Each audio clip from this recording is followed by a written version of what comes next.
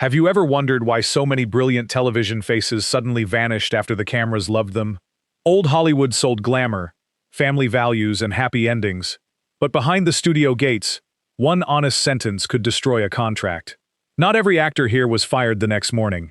Here are 40 careers changed by a truth Hollywood did not want audiences to hear. Before we reveal the first name, subscribe to the channel and turn on notifications. Number 40. Nancy Culp.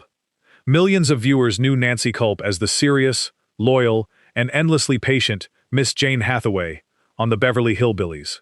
While the Clampett family created chaos, Miss Jane often appeared to be the only sensible person in Beverly Hills. Culp's sharp delivery made her one of classic television's most recognizable supporting performers. But the woman behind the character lived much more carefully than the viewers watching her. Culp married Charles Dacus in the early 1950s, but the marriage lasted only a few years. She never made a dramatic public announcement about her sexuality during the height of her television career. Instead, she addressed the subject cautiously during a 1989 interview with writer Bose Hadley. When asked about attraction, Culp replied that she was the other sort and believed birds of a feather flocked together. It was an indirect but widely understood acknowledgement that she was attracted to women. There is no reliable evidence that Culp was fired because of this statement. By then, her most famous television years were already behind her. That timing, however, is exactly why her story matters. She waited until late in life, when Hollywood had much less power over her future. Culp's career had continued after the Beverly Hillbillies, with appearances in The Love Boat, Fantasy Island, and other programs. Yet she only felt able to discuss her identity when there were few leading opportunities left to lose. Hollywood did not remove Nancy Culp after she spoke. Its culture helped delay the conversation until almost the end of her life. Number 39. George Takei. He became internationally famous as Hikaru Sulu on Star Trek. On television, Sulu represented intelligence, discipline, and a hopeful future. Behind the scenes, however, Takei believed one honest revelation could destroy everything he had worked to build. Takei knew that Hollywood already offered limited opportunities to Asian American actors. He feared that being known as gay would create another barrier. During the original Star Trek years, he carefully separated his public image from his private life, even as rumors surrounded other performers. He finally came out publicly in 2005. His decision followed California Governor Arnold Schwarzenegger's veto of legislation that would have recognized same-sex marriage in the state. Takei said he could no longer remain silent while the rights of gay couples were being debated. He was not fired after coming out. In fact, his public profile expanded through activism, conventions, television appearances, and social media. But that later success should not hide the pressure he faced during his prime acting years. Takei has explained that he stayed silent because he believed openness could end his career. The removal happened before any formal announcement. Hollywood removed his freedom to live honestly while building that career. For decades, audiences saw Sulu exploring a future in which humanity had supposedly moved beyond prejudice. Yet the actor playing him did not believe 1960s television was ready to accept who he was.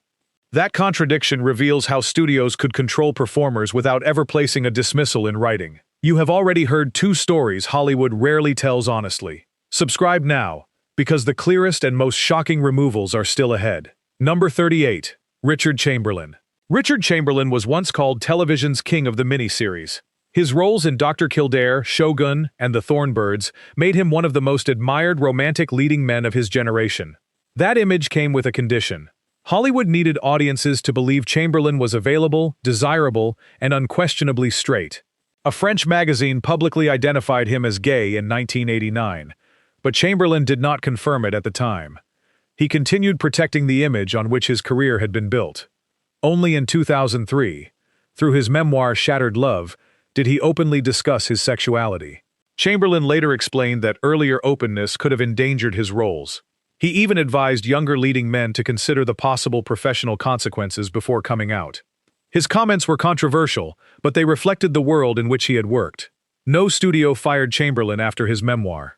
By that time, however, he was already in his late 60s. The years when Hollywood had marketed him as an ideal romantic hero were behind him. His story is not about a sudden cancellation. It is about a career designed around silence. Producers did not need to remove him from Dr. Kildare or The Thornbirds. The possibility of being removed was powerful enough to keep the truth away from audiences. Chamberlain achieved extraordinary success, but the price was maintaining two separate lives. Hollywood gave him fame while making honesty appear professionally dangerous. That was a quieter form of exclusion, but it shaped almost every public decision he made. Number 37. Lily Tomlin. Lily Tomlin became famous through Rowan and Martin's Laugh-In, where her characters, voices, and strange observations made her unlike anyone else on television.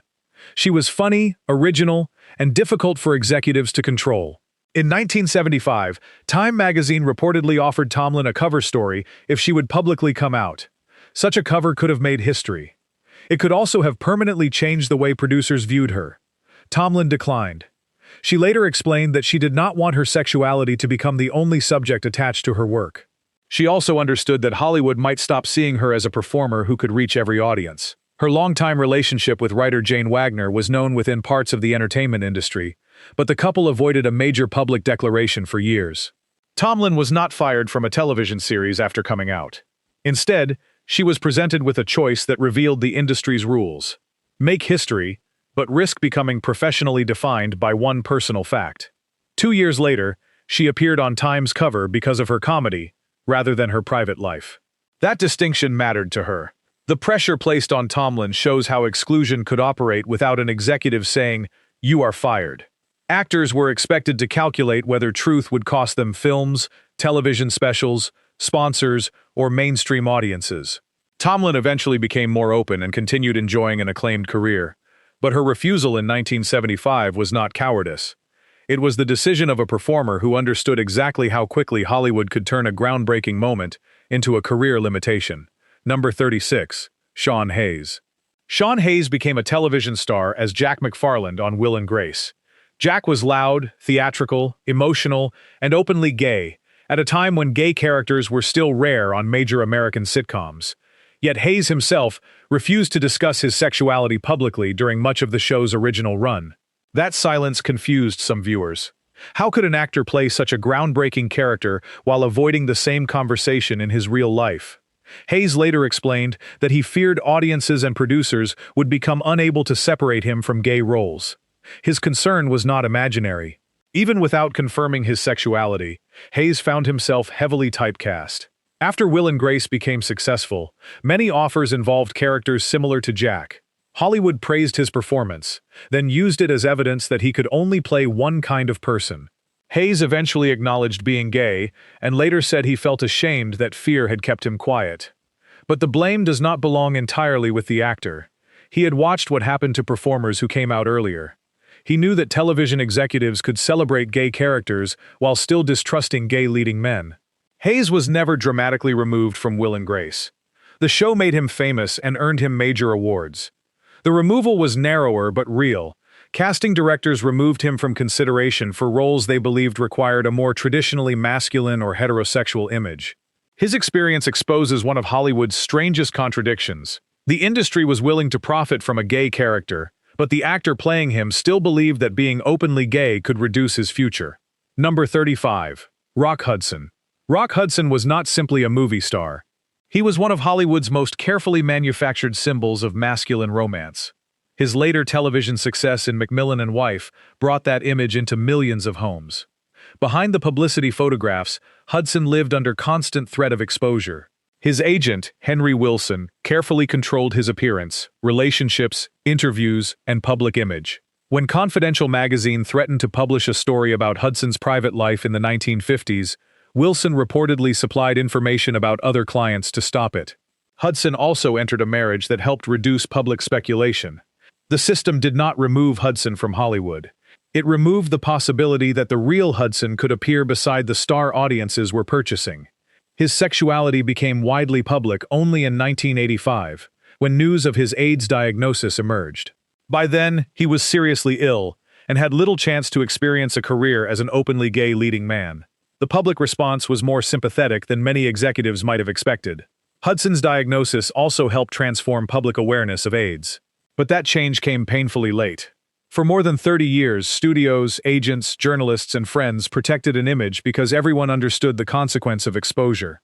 Hudson might have lost contracts, audiences, and the romantic roles that made him valuable.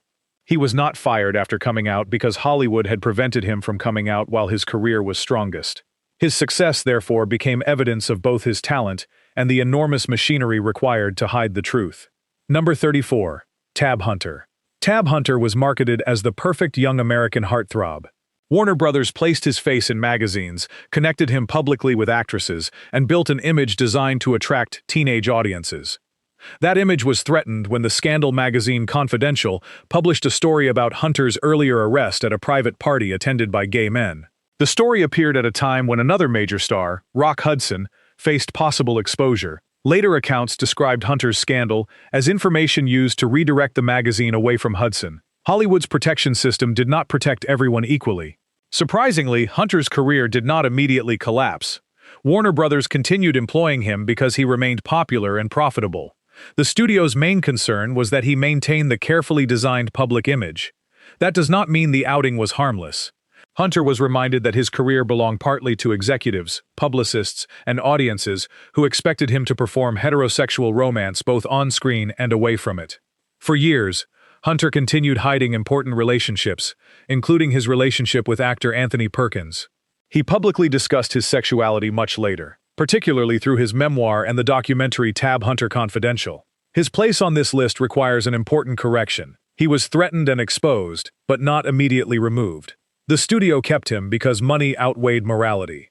Hunter's experience shows that Hollywood's decisions were rarely based on principle. A gay actor could sometimes survive exposure if the box office numbers remained strong, but he survived only by continuing to play the role the studio had written for his private life. Number 33. George Nader. George Nader seemed ready for major stardom during the 1950s. He won a Golden Globe as a promising new actor and worked as a leading man for Universal. He had the appearance, confidence, and screen presence studios wanted. Then the machinery of Hollywood protection turned toward someone more valuable. Nader was gay and lived with his longtime partner Mark Miller. Later accounts claimed that when scandal publications threatened to expose Rock Hudson, Nader became the safer actor to sacrifice. Stories differ over the exact private negotiations, so the idea of a formal agreement should be treated cautiously. What is clear is that Nader's sexuality became a growing professional problem. Confidential magazine created terror throughout Hollywood by threatening to publish private information. Nader later remembered the fear actors felt whenever a new issue appeared. His American leading man opportunities declined, and he eventually moved much of his career to Europe. There, he became popular through German films featuring the character Jerry Cotton. Nader was not without work, but he was removed from the Hollywood path that once appeared open to him. While Hudson remained an internationally protected star, Nader rebuilt his career in another market. The contrast is brutal. Both men had talent, both were gay. But the industry decided that one image was worth defending more aggressively. Nader later wrote fiction and lived openly with Miller. His life was not destroyed, yet the shape of his career was permanently altered by a system in which an actor's private identity could be treated as material for negotiation. Number 32. Sal Mineo. Sal Mineo received 2 Academy Award nominations before he was 22. His performance opposite James Dean in Rebel Without a Cause made him one of the most emotionally powerful young actors of the 1950s. Then the major roles began disappearing. Mineo's image did not fit Hollywood's preferred model of adulthood. He was intense, sensitive, and increasingly connected to rumors about relationships with men. Biographers have described him as gay or bisexual, while people close to him understood that he did not live according to the public expectations placed on leading actors. As Mineo grew older, studios stopped offering him the kind of roles that had made him famous. He later said that he suddenly became professionally undesirable. Some of that decline reflected the normal difficulty child and teenage stars face when moving into adult parts. But accounts of his career also connect the loss of opportunities to industry gossip about his sexuality. Mineo turned toward theater, independent projects, and television guest roles. He even directed the controversial play Fortune and Men's Eyes, which openly dealt with male sexuality and prison life. There was no single public announcement followed by a studio letter. His exclusion arrived through unanswered calls and shrinking opportunities. That is what makes Mineo's story difficult and important. Hollywood could always claim that another actor was more suitable, more commercial, or more believable as a romantic lead. Mineo's talent never disappeared. The industry's willingness to imagine him in major roles did. By the time public attitudes began changing, the young star who had once seemed unstoppable had already spent years fighting to be seen again. Number 31. John Gielgud. Sir John Gielgud was one of Britain's greatest classical actors. His voice, timing, and command of Shakespeare earned him enormous respect on stage and later brought him success in film and television. In 1953, however, his career nearly ended because of an arrest connected to private same-sex activity. Gielgud was not making a political announcement. He was not giving an interview about his identity. He was exposed through a legal system that criminalized relationships between men. The news produced humiliation and fear. Gielgud suffered an emotional collapse and temporarily withdrew from performing. For an actor whose entire life depended on appearing before the public, the possibility of facing an audience again must have seemed unbearable. When he eventually returned to the stage, something remarkable happened. Members of the audience gave him an emotional reception. Fellow actors also offered support. His reputation and talent helped him survive a scandal that might have permanently erased a less established performer. Even so, he did not appear on stage for a significant period following the arrest. The interruption demonstrated how quickly the law and press could remove an actor from public life. Gielgud later enjoyed a long career and won an Academy Award for Arthur. Younger audiences came to know him through films and television without understanding how close he had once come to losing everything. His survival should not be mistaken for evidence that the system was forgiving. It shows that exceptional fame could occasionally provide protection. Countless less powerful performers faced similar exposure without having Gielgud's reputation, colleagues, or devoted audience waiting to welcome them back. Number 30. Stanley Baxter. Stanley Baxter became one of Britain's most admired television comedians. His impressions, elaborate costumes, and expensive sketch programs attracted huge audiences across several decades. But an incident in 1962 nearly destroyed the career before it reached its greatest success. Baxter was arrested during an era when private relationships between men remained illegal in Britain. He later described the experience as a threat to both his personal life and professional future. The publicity could have made broadcasters view him as too dangerous for family entertainment. His film career reportedly stalled after the incident, although television eventually gave him a path forward. Baxter continued working and became known for increasingly ambitious comedy specials. That survival came with silence. He married actress Moira Robertson and remained publicly private about his sexuality for decades. Only in 2020, when he was in his 90s, did he openly discuss being gay and the relationship he had maintained with another man. Baxter was not removed from television forever. Instead, his experience taught him what openness might cost.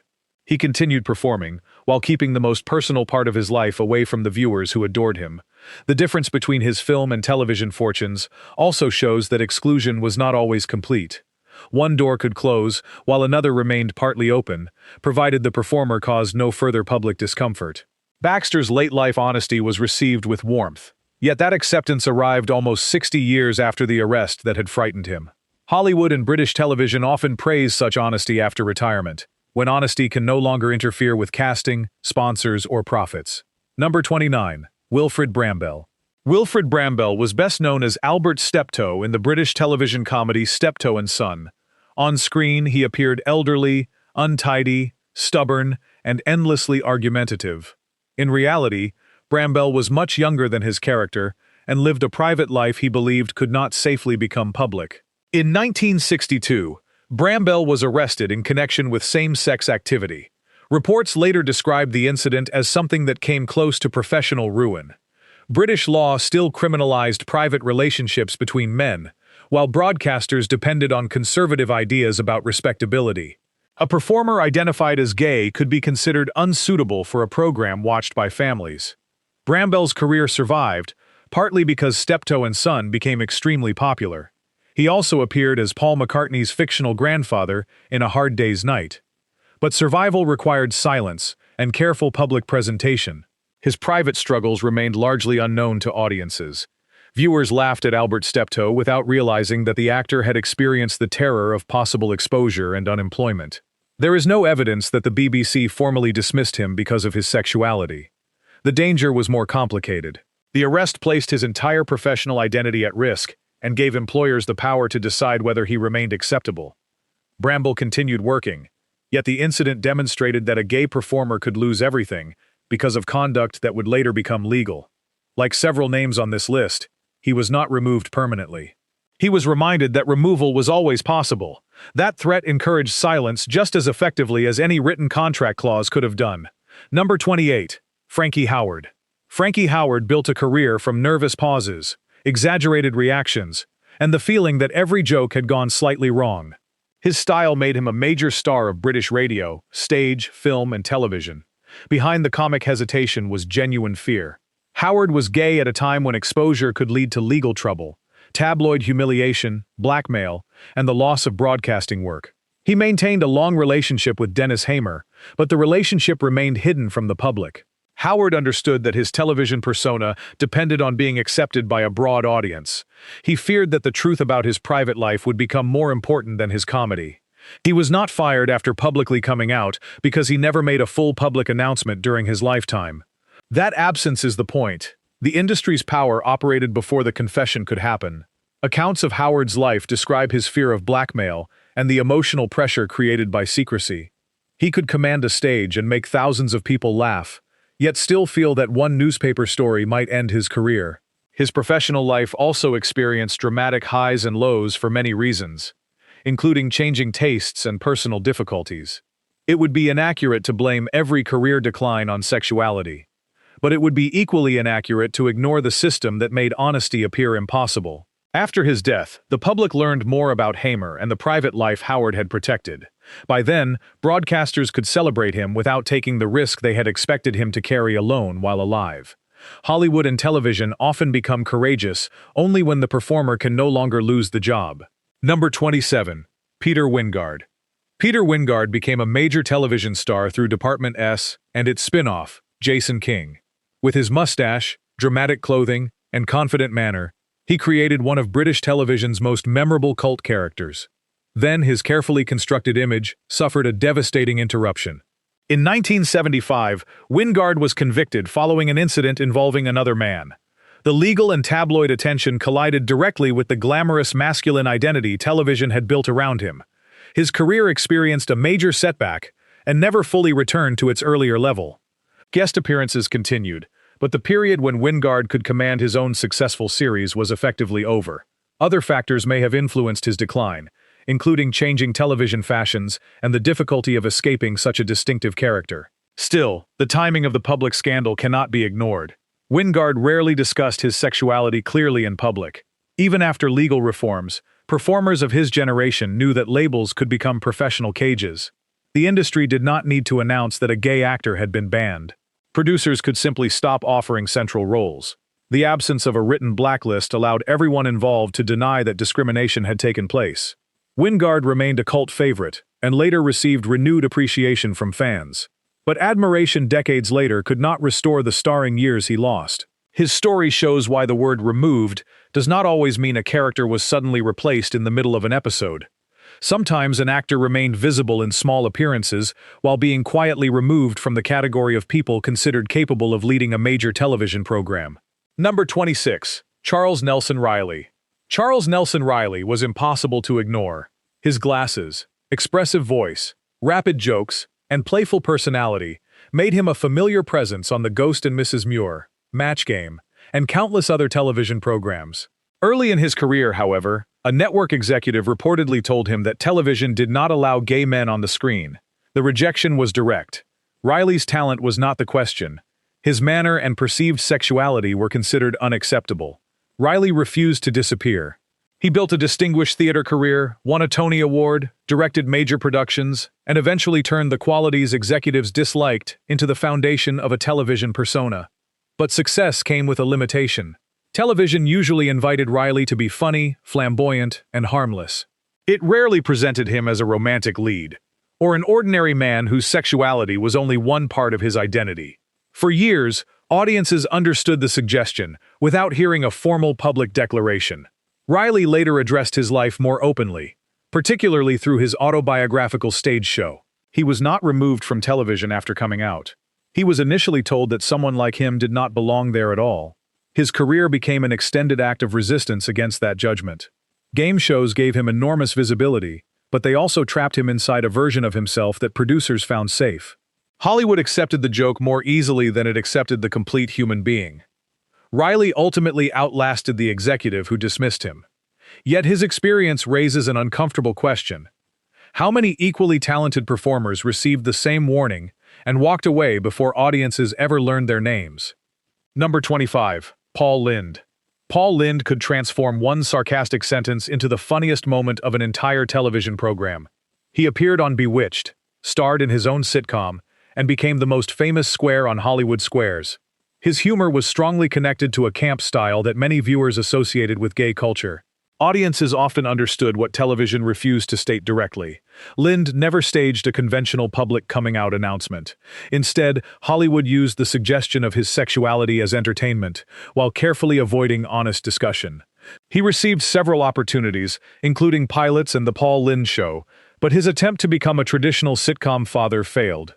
Reports about network concern included persistent rumors about his sexuality, although ratings, scripts, changing schedules, and Lynde's personal behavior also affected his shows. It would therefore be misleading to claim that one network canceled him only because he was gay.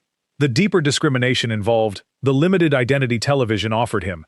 Producers wanted the sharp-tongued guest, the strange uncle, or the man delivering a suggestive joke. They were less comfortable building an ordinary romantic or family life around him. Lynde became both highly visible and professionally restricted. His personality made him famous, but the assumptions attached to that personality narrowed the roles considered possible. This is why his story belongs here. Hollywood did not completely remove Paul Lynde. It removed entire categories of opportunity before he could audition for them.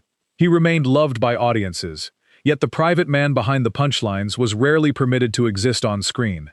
Television enjoyed coded gay humor while refusing to acknowledge the gay performer creating it. Number 24. Alan Suze. Alan Suze became a familiar television face through Rowan and Martin's Laugh-In. His energetic characters, exaggerated expressions, and unpredictable delivery matched the program's rapid, colorful style. Suze was gay, and his comic manner frequently leaned into the camp qualities television audiences recognized without openly naming. Unlike many performers of his generation, he did not build a public image around fake romantic stories. Yet television still placed him inside a narrow box. His most famous roles presented him as eccentric, excitable, or exaggerated. When Laugh-In ended, Suze continued acting, but he never received another platform of comparable size. There is no reliable evidence that he was formally fired for coming out. The show itself ended, and television comedy was changing. The discrimination is visible in what did not follow. A performer who had become nationally recognizable was not offered the variety of sitcom, dramatic, or leading roles that might have demonstrated his range. Suze later became especially familiar to younger viewers through a television advertisement as the excited spokesperson for Peter Pan Peanut Butter. Again, the industry used his broad comic energy rather than exploring him as a complete actor. His experience reflects a common pattern. Television did not always remove gay performers from the screen. Sometimes it removed their ability to be taken seriously. They could remain visible as jokes, neighbors, side characters, or colorful personalities. That visibility could look like acceptance while still preventing advancement. Suze worked, entertained audiences, and developed a lasting cult following. But the industry's limited imagination ensured that most viewers saw only one narrow version of what he could do. Number 23. Leonard Frey. Leonard Frey gave one of the most unforgettable performances in the original stage and film versions of The Boys in the Band. As Harold, he was bitter, intelligent, wounded, and frighteningly observant.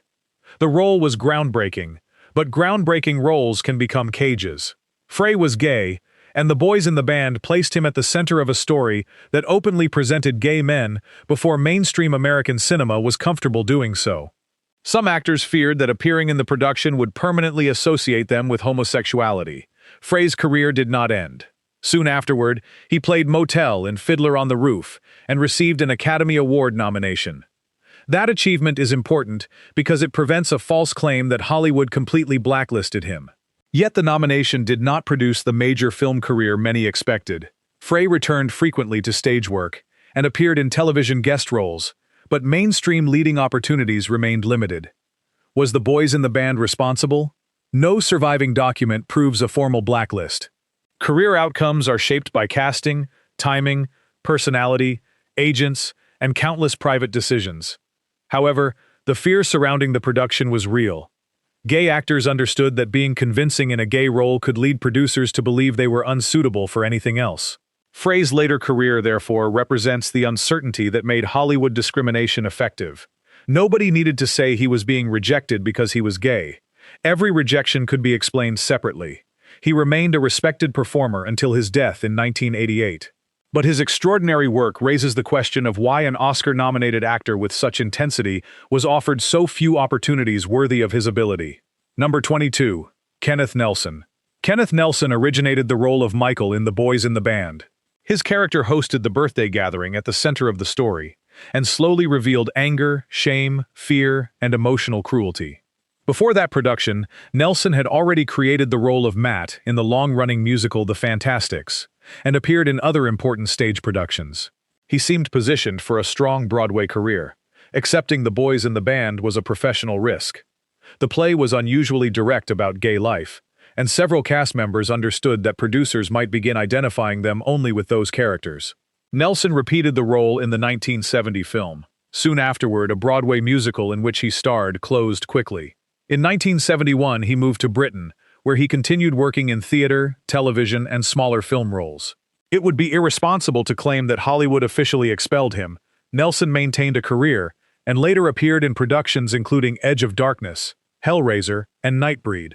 But his path changed sharply after he became the face of one of America's most controversial gay dramas. The leading opportunities many actors expected after a famous stage success did not develop in the United States. Nelson found a second professional home in Britain, demonstrating both resilience and the international routes actors sometimes used when American casting became limited. His story is not a simple case of being fired after coming out.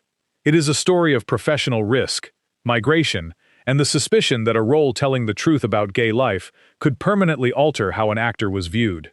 Hollywood did not publish a blacklist.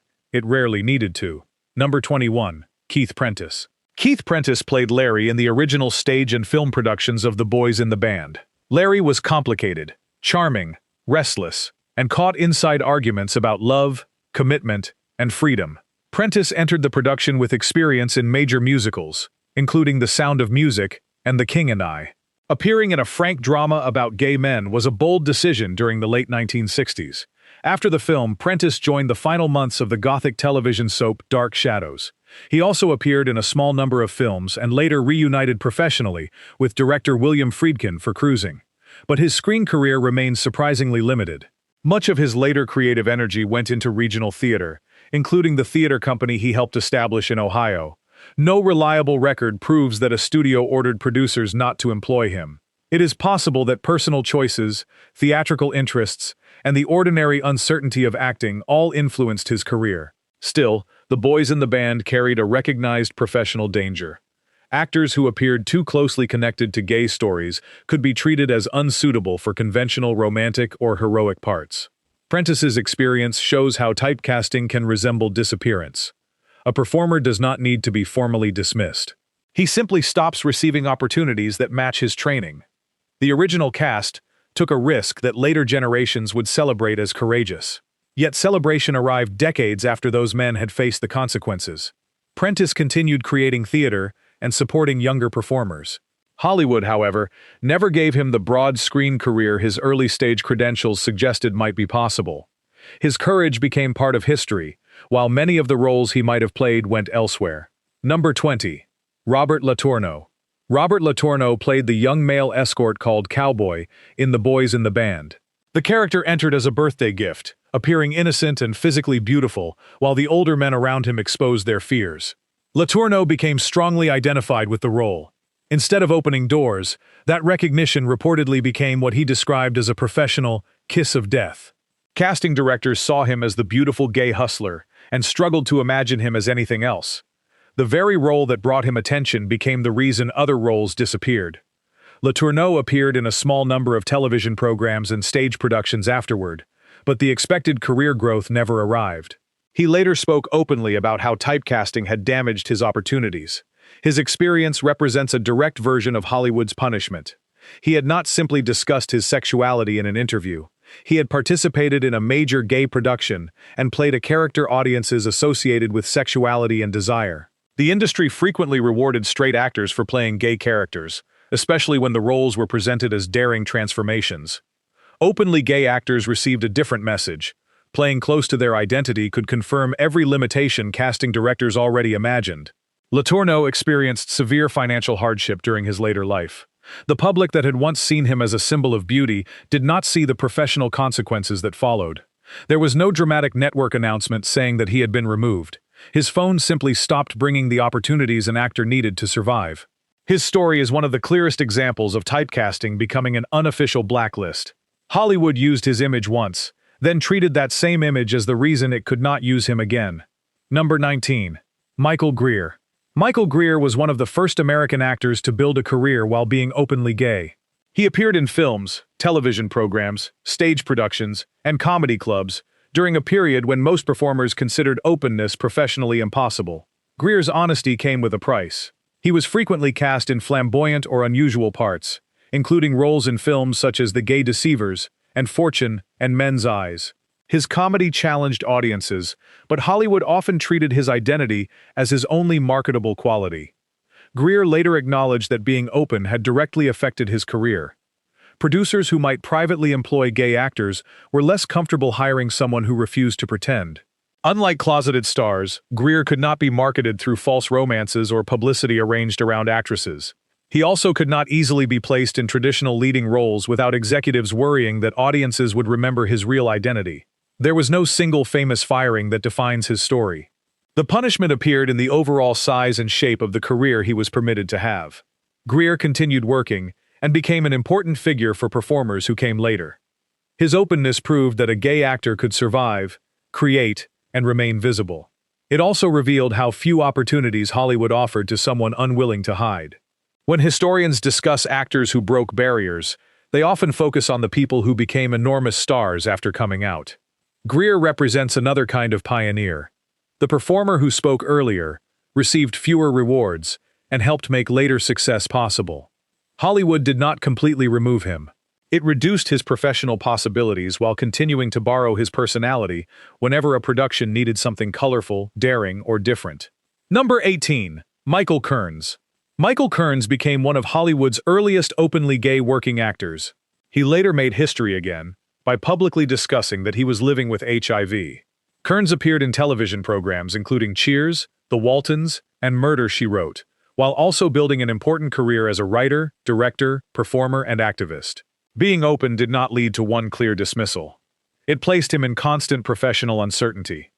During the 1970s and 80s, gay performers were often advised that honesty would make casting directors uncomfortable.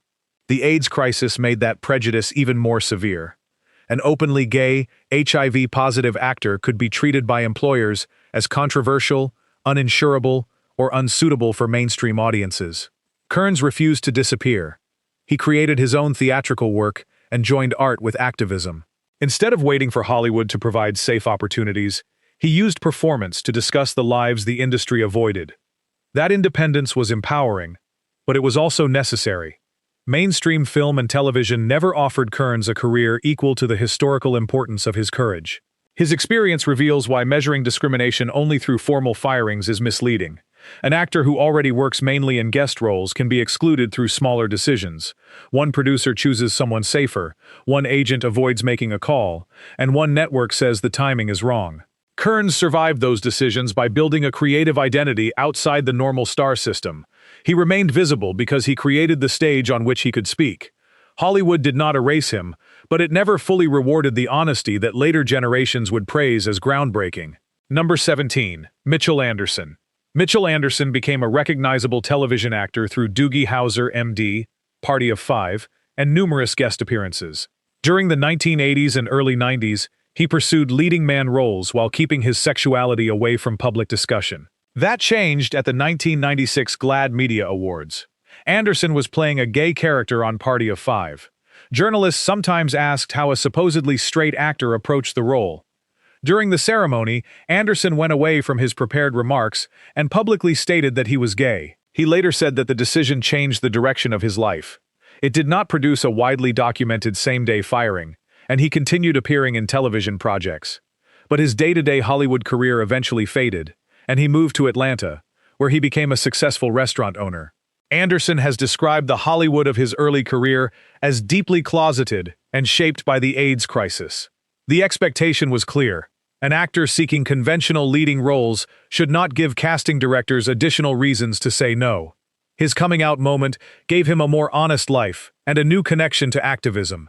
It also marked a transition away from the career path he had originally imagined. Years later, he returned to performance through the digital series After Forever and an autobiographical stage production. Those projects allowed him to tell stories on his own terms. Anderson's case should not be simplified into, "he came out and was fired." The evidence does not support that sentence. His story is about a professional trajectory that changed after honesty, and an actor who ultimately created a fuller life beyond the industry that once demanded silence. Number 16. Jason Stewart. Jason Stewart publicly came out in 1993, years before openly gay comedians became common on American television. He had grown uncomfortable performing an act that encouraged audiences to assume he was straight. During a comedy performance, he finally refused to feel ashamed of the mannerisms hecklers used against him. Soon afterward, he discussed being gay on national television. The response from the industry was not a simple celebration of courage. Stewart has described bookers making offensive introductions, other comedians harassing him, and employers treating his sexuality as a problem. He feared losing ordinary work and faced demonstrations outside some performances. Casting opportunities also became narrow. Instead of seeing an actor capable of playing many characters, Hollywood frequently offered him stereotyped managers, nervous assistants, or roles defined entirely by sexuality. Years after coming out, Stewart recalled asking about appearing on a program and being questioned about whether he could perform without being gay. The question revealed how executives confused identity with behavior. Stewart did not vanish. He continued acting, performed stand-up across the country, served in industry organizations, and eventually earned more substantial dramatic roles. But survival should not erase the obstacles. Every job required him to challenge the belief that an openly gay comedian could speak only to gay audiences. His career became a long argument against removal. He was too persistent to disappear, yet the industry repeatedly attempted to reduce him to a category. Stewart's experience demonstrates how coming out could turn an ordinary audition into a debate about identity. Straight performers were judged on whether they suited the part. Stewart often had to prove that his existence would not frighten the audience. Number 15. Ben Daniels. Ben Daniels built an impressive career across British television, film, and theater. His credits included classical productions, major dramas, and later international series such as House of Cards, The Crown, and The Exorcist. Daniels was also unusually open about being gay during a period when many British actors believed honesty would prevent them from playing conventional roles. He has stated directly that he knows he lost work because of his sexuality. That statement matters because Hollywood discrimination is often difficult to prove. Casting decisions happen privately, and actors are rarely told the real reason they were rejected. Daniels did not need a written dismissal to recognize the pattern. A producer might admire his ability, but worry that viewers would not accept him as a husband, soldier, priest, or romantic lead. Another might simply choose an actor whose private life seemed easier to market. Daniels continued succeeding because his talent was impossible to ignore. His acclaimed stage work also provided opportunities beyond the narrow decisions of television executives. Yet the career he achieved does not cancel the roles he says were taken away. Discrimination does not always eliminate a performer. Sometimes it forces that performer to work twice as hard for half the consideration. Daniels eventually played a wide range of straight and gay characters, helping challenge the idea that an actor's sexuality determines what he can convincingly perform. His experience is especially valuable because he named the consequence plainly. He did not claim every rejection involved prejudice. He said he knew some opportunities had disappeared because he was gay. That quiet loss, roles never played and careers never fully measured, is one of the hardest parts of Hollywood history to document. Number 14. Chad Allen. Chad Allen grew up in front of television audiences. He appeared in Our House, My Two Dads, and later became a central figure in Dr. Quinn, Medicine Woman. In 1996, when Allen was 21, a tabloid published private photographs showing him kissing another man. Someone he believed was connected to his social circle had sold the images. Allen did not choose the timing, language, or setting of his coming out. The decision was taken from him. The exposure arrived while he was still working as a young television actor. At that time, Producers commonly believed that viewers would reject openly gay performers, especially actors who had grown up playing wholesome characters. Allen continued acting, so it would be inaccurate to say that the tabloid story ended his career immediately. He remained on Dr. Quinn and later appeared in independent films, many of which addressed gay identity and religion. But the nature of his opportunities changed. The mainstream child star increasingly became associated with a narrower collection of roles and activist causes. Allen eventually embraced that work and became an outspoken advocate. What began as a violation of privacy became a source of purpose. His story exposes the difference between coming out and being outed. Coming out allows a person to decide when and how to speak. Outing turns identity into a weapon controlled by someone else. Hollywood's response was not one dramatic firing, but Allen had to rebuild his public identity while employers watched the controversy. He survived because he refused to accept shame. The industry did not erase him, but it placed burdens on a 21-year-old actor that his straight colleagues never had to carry. Number 13. T.R. Knight. T.R. Knight became one of the breakout stars of Grey's Anatomy, as George O'Malley. His awkward warmth and emotional honesty helped make the medical drama a television phenomenon. Then an off-camera conflict changed everything. During an argument on set, fellow actor Isaiah Washington used an anti-gay slur connected to Knight. When the incident became public, Knight confirmed that he was gay. He later said that executive producer Shonda Rhimes had expressed concern about the timing of his public statement, although Rhimes disputed the suggestion that she had discouraged him from coming out. Washington eventually left the program, but Knight's own position became increasingly uncomfortable. During the 5th season, George's screen time fell sharply. Knight later described a breakdown of communication with the producers and asked to leave the series. It is important not to make a claim Knight did not make. He did not conclusively state that his reduced screen time was punishment for coming out. His departure involved trust, communication, and dissatisfaction with the direction of his character. Still, the sequence raised questions. A private workplace insult forced Knight into a public discussion of his sexuality. Soon afterward, one of the program's most popular characters became less visible. Knight left a successful show and a valuable contract because he no longer felt fulfilled or confident about George's future. His story demonstrates how difficult discrimination can be to identify. The actor was not openly fired. His character was gradually reduced, until leaving seemed like the only honest choice. Whether or not sexuality caused every decision, the environment surrounding his coming out permanently changed his experience on the show. Number 12. Daniel Franzese. Daniel Franzese became instantly recognizable as Damien in Mean Girls. The character was funny, confident, loyal, and far more memorable than the typical gay best friend written in earlier teen movies. The role made Franzese famous. It also damaged his career. After the film became a cultural phenomenon, casting directors struggled to imagine Franzese as anything other than Damien. He stopped receiving serious consideration for straight roles, while many of the gay roles offered to him felt insulting or outdated. Franzese has explained that he turned down characters that would have pushed representation backward. The result was years of limited employment. He did not publicly come out until later, but the industry had already connected him to a gay identity through the performance. Hollywood praised him for making Damien believable, then used that believability to restrict him.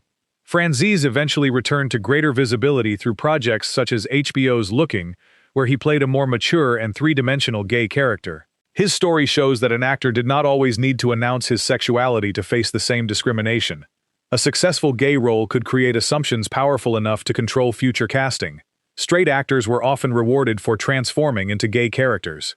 Gay actors risked being told that they were not transforming at all. Franzese survived the long gap by performing stand-up and building other creative opportunities. Still, the years of unemployment represented roles, income, and career momentum that could never be fully recovered. Hollywood did not remove Damien from popular culture. It nearly removed the actor who made Damien unforgettable.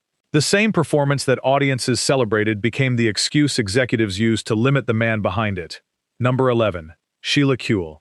Sheila James Kuehl appeared as Zelda Gilroy on The Many Loves of Dobie Gillis. Zelda was intelligent, determined, and convinced that Dobie would eventually understand they belonged together. The character became so popular that CBS considered building a spin-off around her. Behind the scenes, Kuehl had relationships with women. When people in the industry learned about her sexuality, the opportunities began disappearing. Kuehl later described how the telephone stopped ringing. She could not prove that a formal blacklist existed, because nobody sent a letter explaining that she was being rejected for being a lesbian. That silence protected the industry. Kuehl also recalled that a CBS executive dismissed the idea of the Zelda spin-off by saying she was too masculine. The statement reduced a talented performer to an executive's judgment about how a woman should look and behave. Roles that had once seemed possible vanished. Kuehl eventually left acting, attended law school, and built a historic political career in California. Her later success was extraordinary, but it does not erase what television lost.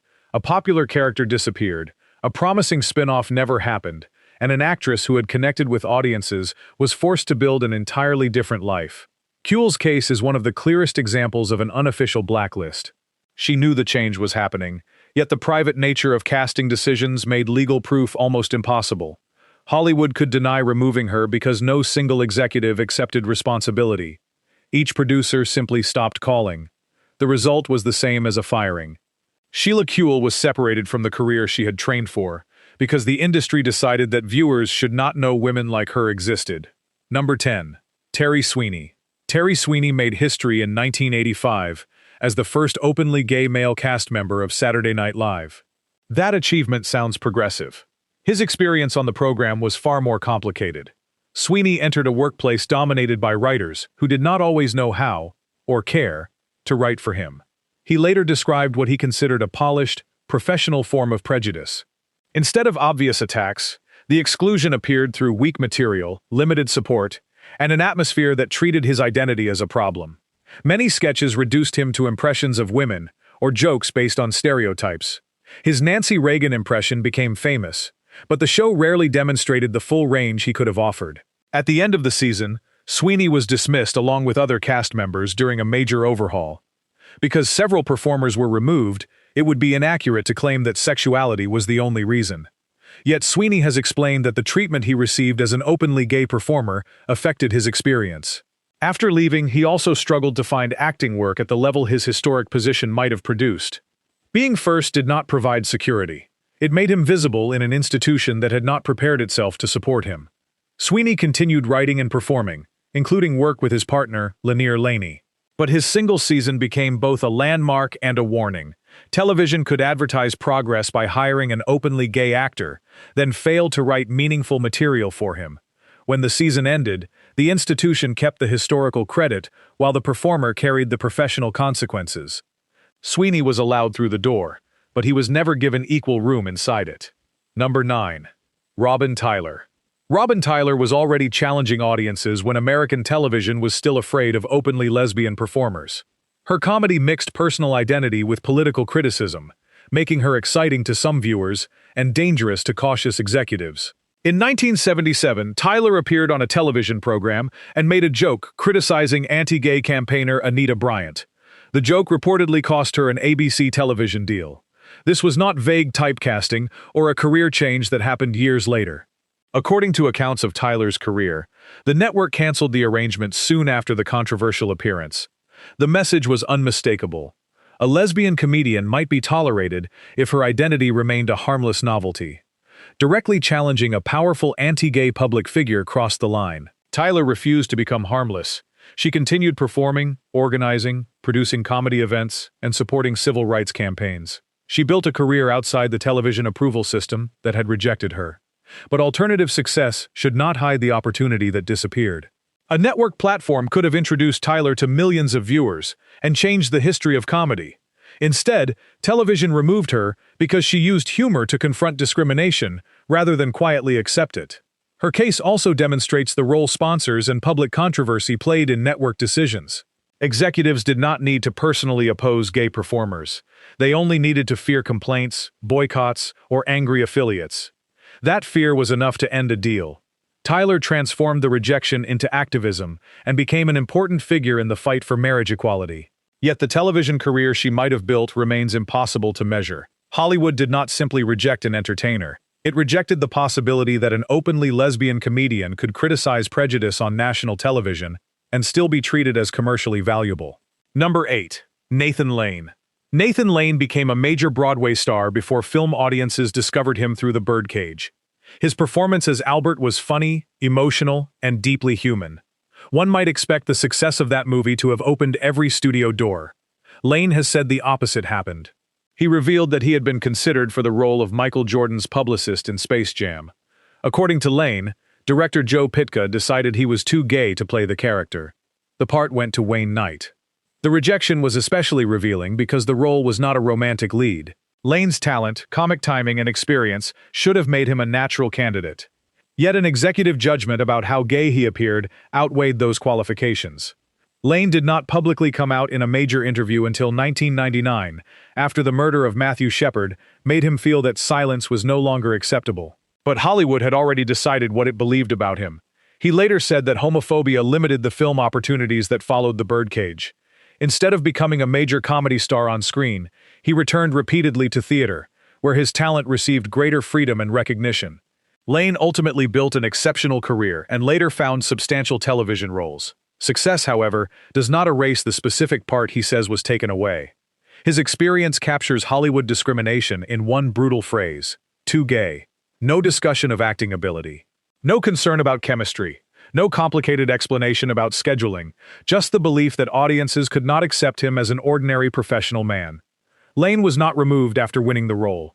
He was removed from consideration before the audience could ever see what he would have done with it. Number 7. Rupert Everett.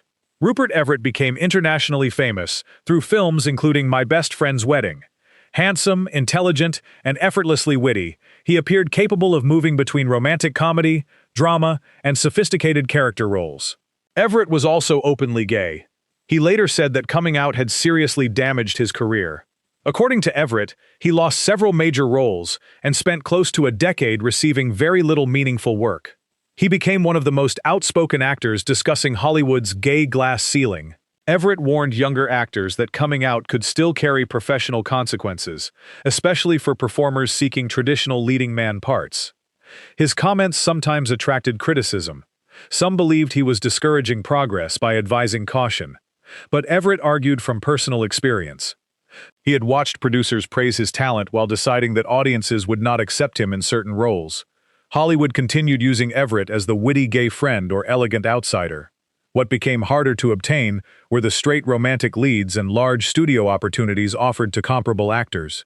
This is how typecasting and removal can operate together. Everett remained visible enough for the industry to deny excluding him. Yet the most valuable category of roles became increasingly unavailable. He eventually continued building a varied career as an actor, writer, and director. But he has repeatedly returned to the opportunities he believes vanished after he became publicly open. Everett's experience challenges the comforting belief that talent automatically defeats prejudice. He possessed fame, critical respect, screen presence, and established success. Those advantages still did not protect him from executives who believed a gay actor could not convincingly sell heterosexual desire. Hollywood did not remove Everett from every screen. It removed him from the career level he had been approaching. Number 6. Anne Heche. Anne Heche was one of the most promising actresses of the 1990s. She appeared opposite major stars and seemed ready to become a permanent leading figure in studio films. Then she attended the premiere of Volcano with Ellen DeGeneres. Heche later said she had been warned not to bring DeGeneres. According to her account, she was told that doing so could threaten her contract or future opportunities. She went with DeGeneres anyway. Their relationship became one of the most visible same-sex relationships in American entertainment. The press followed them everywhere, while studios struggled to understand how to market an actress dating a woman. Heche later described herself as having been blacklisted. She said that after the public relationship began, she went approximately a decade without appearing in a major studio picture. She also stated that she almost lost the leading role in 6 Days, 7 Nights until Harrison Ford supported her casting. Other personal and professional events later affected Heche's career, and not every lost role can be connected to the relationship. But her description of studio hostility was direct. She had not announced a fixed label for her sexuality in the way executives wanted. She simply appeared publicly with the person she loved. That alone was treated as a commercial crisis. Heche continued working in television, independent films, and theater. Yet the rapid movement toward top-level studio stardom slowed dramatically. Her story shows that Hollywood could punish not only a coming-out statement, but also a photograph. One red carpet appearance was enough to make powerful people question whether an actress should remain a romantic lead. Heche chose honesty. The studio system answered by making her future smaller. Number 5. Ellen DeGeneres. In 1997, Ellen DeGeneres said two words that changed American television. "I'm gay." Her sitcom character came out during the puppy episode, while DeGeneres also appeared on the cover of Time, discussing her own sexuality. More than 30 million viewers watched the television event. For a moment, the show looked unstoppable. Then the atmosphere changed. Religious groups protested. Some sponsors withdrew or avoided episodes. ABC placed content warnings before the program, and critics complained that the fifth season focused too heavily on gay subjects. Ratings fell, and Ellen was canceled in 1998. The decline in viewers means it would be misleading to say the network canceled a highly rated show solely because DeGeneres came out. Television cancellations involve ratings, costs, scheduling, advertisers, and creative decisions. But the backlash surrounding her sexuality was impossible to separate from the show's decline. DeGeneres later described a period when Hollywood stopped calling. The performer who had created one of television's biggest cultural moments suddenly struggled to find work. Her next sitcom, The Ellen Show, was also canceled quickly. Only years later did she rebuild her career through daytime television and the voice of Dory in Finding Nemo. That comeback sometimes makes the earlier removal appear less severe. At the time, however, there was no guarantee she would return. DeGeneres lost her primetime program, faced public hostility, and spent years rebuilding because she had refused to continue separating her character from her real life.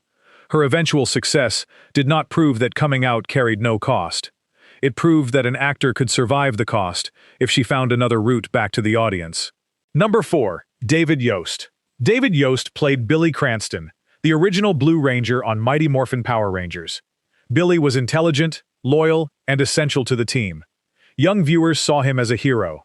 Yost has said that behind the scenes, members of the production repeatedly targeted him because he was gay. According to Yost, he faced constant anti-gay comments and learned that producers had questioned other cast members about his sexuality. The environment made him feel that the people creating the show did not believe a gay actor was worthy of playing a superhero. Eventually, he walked away. His departure created an unusual television problem. Billy still appeared in parts of the storyline, so the production used older footage and another performer's voice to explain the character's absence. For years, some reports suggested that Yost had left because of a salary disagreement.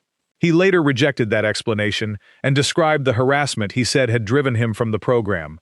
A producer disputed Yost's account and claimed the departure involved money and workplace disagreements. That denial should be acknowledged. Yost, however, has consistently connected his exit to the treatment he experienced as a gay man. He later stepped away from acting and went through a long process of accepting himself. Decades afterward, he returned to the franchise and received a much warmer response from fans and newer productions. Yost's story is especially disturbing because the program taught children about teamwork, courage, and accepting differences. The actor playing one of its heroes says he was denied those same values at work. Billy did not leave because the character had reached a natural conclusion. Yost says he left because remaining on set had become unbearable. Number 3. Wesley Ure. Wesley Ure became a familiar television face through Land of the Lost and the long-running soap opera Days of Our Lives. He was young, popular, and appeared to have the kind of wholesome image networks valued. According to Ure, that image became a trap. Ure has said that executives at Days of Our Lives learned he was gay and fired him. His character, Mike Horton, was recast. The dismissal was not publicly explained to viewers as a dispute over sexuality. Television programs regularly replaced soap actors, allowing producers to hide the personal reasons behind contract decisions. Ure remained silent for years because he understood what speaking openly could cost. He later discussed being encouraged to appear publicly with women and maintain an image that protected the program. The pressure reached beyond one job. A young actor who had worked on 2 successful television series suddenly had to consider whether every future producer would see him as a risk. Ure continued creating entertainment, including writing, producing, and working on children's programming. Yet his acting career never returned to the same path. His account makes this one of the clearest alleged removals on the list, although it remains primarily based on Ure's testimony rather than a surviving network document admitting discrimination. That absence is typical. Executives rarely preserve evidence saying an actor was removed for being gay. They cite creative changes, contract issues, or new directions. Ure's career demonstrates why personal testimony matters. The actor experienced the meetings, the warnings, and the sudden loss of employment. Television viewers simply saw another face playing Mike Horton. They were never told that the actor who disappeared believed his private identity had cost him the role. Number 2. Tommy Kirk. Tommy Kirk was one of Disney's most recognizable young actors. He starred in Old Yeller, The Shaggy Dog, Swiss Family Robinson, and several other family productions. To audiences, Kirk represented the wholesome Disney teenager. Behind that image, he knew that being gay could destroy his relationship with the studio. In 1964, Disney dismissed Kirk after the studio learned about his relationship with another young man. According to later reporting, the family of the other person threatened public exposure. Walt Disney personally controlled the company's family image, and Kirk no longer fit the story the studio wanted audiences to believe. Disney briefly used him again after the initial dismissal, but the protection and momentum he had once enjoyed were gone. Kirk moved into lower-budget films and struggled to rebuild the promising career he had developed as a child star. He later spoke openly about being gay and about the way the studio had treated him. Kirk did not blame every later difficulty on Disney, and his life included other personal challenges. Still, the firing represented a decisive break. The company had profited from his talent for years. The moment his private life threatened its carefully polished image, that loyalty disappeared. Kirk's case demonstrates how family entertainment companies controlled not only performances but also the personal behavior of young actors. He was expected to remain identical to the innocent characters he played. He did not make a public coming-out announcement before being fired. The studio acted when exposure appeared possible. Tommy Kirk was removed not because audiences had rejected him, but because executives feared what audiences might think if they learned the truth. Number 1. William Haynes. William Haynes was one of the biggest stars of silent and early sound Hollywood. He played charming, confident young men and became a major box office attraction for Metro-Goldwyn-Mayer. He also lived openly within Hollywood society with his partner Jimmy Shields. Studio chief Louis B. Mayer eventually demanded that Haynes choose between his relationship and his career. The studio wanted him to end his life with Shields, repair his public image, and follow the rules expected of a leading man. Haynes refused. MGM ended its relationship with him, and his movie career quickly collapsed. He chose the man he loved over the studio that had made him famous.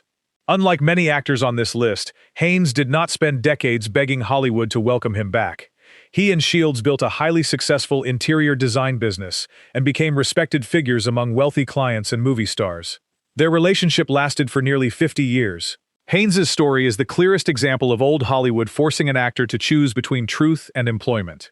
There was no subtle reduction in screen time and no mysterious series of unanswered calls.